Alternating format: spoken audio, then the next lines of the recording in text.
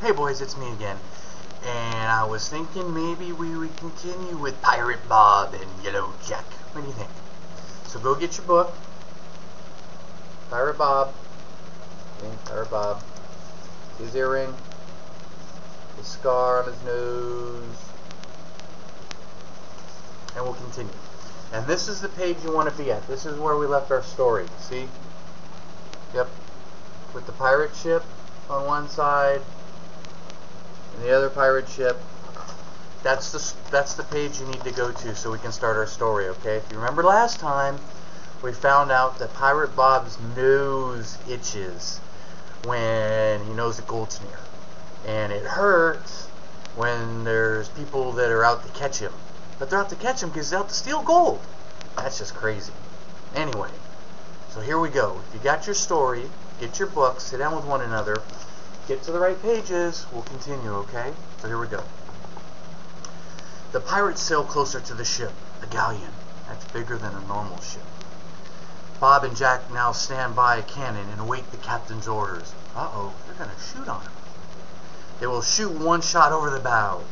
The captain does not want to sink the ship, for with it would go all the cargo and treasure. See, back then they didn't want to make the ships go underwater because then they couldn't get the treasure. You understand? Not only was Bob's nose itch, but his fingers itched to light the fuse that will shoot off the cannon. All the pirates' fingers itch. You guys have been around cannons before. Remember the very big one that we went to go visit one time at that camp with Mr. Myron? Yeah? So these are kind of the same thing, but they're on boats. Anyway, it doesn't matter. We'll go on with the story. Wait, not too soon, lads. The captain's voice never wavers. The pirates know that he's counting to 150 when they will be in range of the enemy ship. By 120, they are close enough to see the name of the ship. But Bob can't read. Gordania, whispers Jack. See, Bob tries to sound out the name painted on the ship. The count goes on.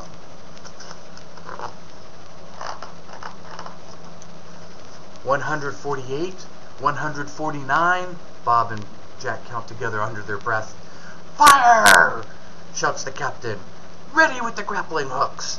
Bob races for a grappling hook. He can hear the captain's voice. The captain never seems frightened. His voice is still cool and steady and clear. Now there is a good leadership trait. A guy that doesn't get wavered when that kind of... Back to the story. Avast! Heave to! We'll blow you to kingdom come if you don't let us come to board. The word kingdom is the signal. The grappling hooks are thrown. Their sharp points clutch to the ship's rails, and then the pirates pulling the lines. Oops, Daddy had a mess up. Hauling the English ship closer, closer, closer.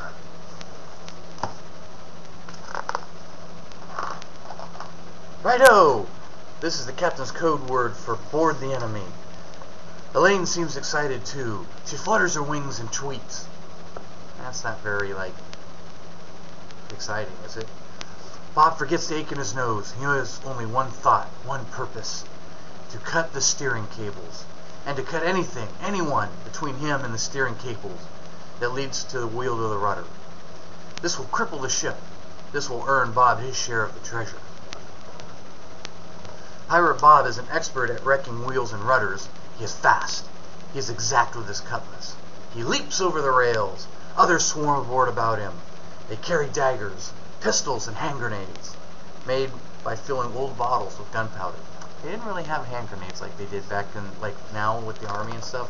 So they would take bottles and they would put gunpowder in there, and then they would throw them, and those would blow up. Anyway, you guys will learn about that when I get back, and you guys become little pirates. But anyway, tonight Bob is lucky. The way to the steering cables is clear because the English sailors are busy trying to fire their cannon. The cannon will not work. Bob knows this because Yellow Jack is an expert at plugging the torch holes of cannons. Ooh, so Yellow Jack went and messed up the cannons that the English guys were going to use. Good thinking. Each pirate has his job. The point is to get the cargo. As Bob cuts the last cable, all is suddenly quiet. He knows what this means. Hand over! Is the cool voice of the pirate captain. The captain of the galleon surrenders. The pirates are lucky. There is a lot of treasure. It takes them almost 3 hours to unload it. That's almost as long as you guys nap. The ship is trunk after trunk of spice, gold, and silver coins that is being carried to the colonies in America in order to buy tobacco. All the treasure stolen from the ship will be divided among the pirates. The captain and his first mate will get the most. The longer someone has been a pirate, the more he can expect. Bob will get a large share since he has worked a long time on the ship. Yellow Jack has worked even longer and will get more. But that's kind of fair, isn't it? You know, you've been there longer, kind of like a retirement. That night there is a celebration. The crew is happy with all the loot. Jack thinks he should feel happier.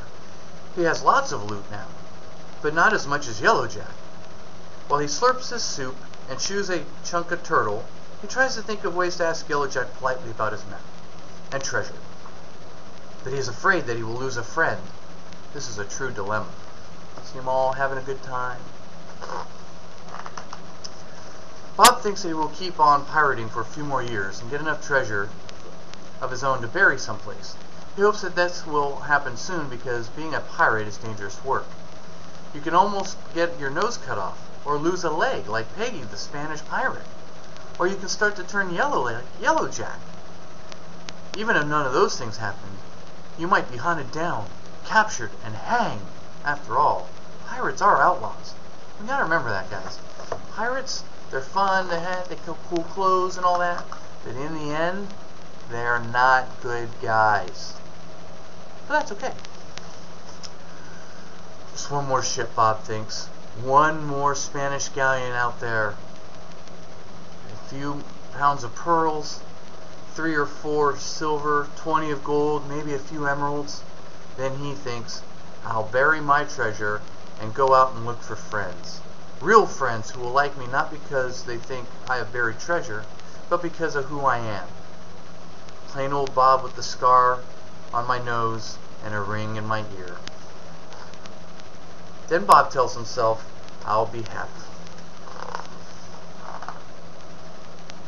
I think. The end. So, that was Pirate Bob. What'd you think? I hope you liked the story. And again, like we did last time, make sure if this is for nap time or bedtime that you guys do what you're supposed to do to be good for mommy to go to bed, okay? No red monkeys. No turning into red monkeys. Or something like that. Anyway, I love you boys. You take care. Hi, Mommy. And I'll talk to you soon and we'll read another story, okay? Cool. Bye.